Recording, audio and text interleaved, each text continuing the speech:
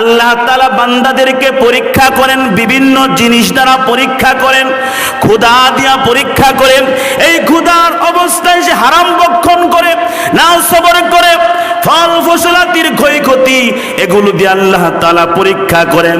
এবং জীবনটা একটা পরীক্ষা, আমাদের জীবনটা একটা পরীক্ষা।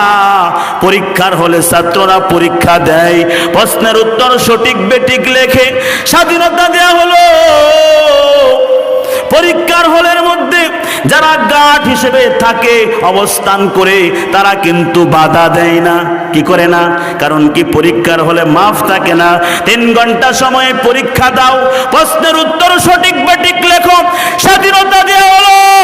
দেখা যাবে ফলাফলের বেলায় তুমি ফাঁসের ছাত্র না ফেলের ছাত্র। ফলাফলের বেলায় দেখা যাবে কারো মুখে হাসি, কারো চোখে পানি।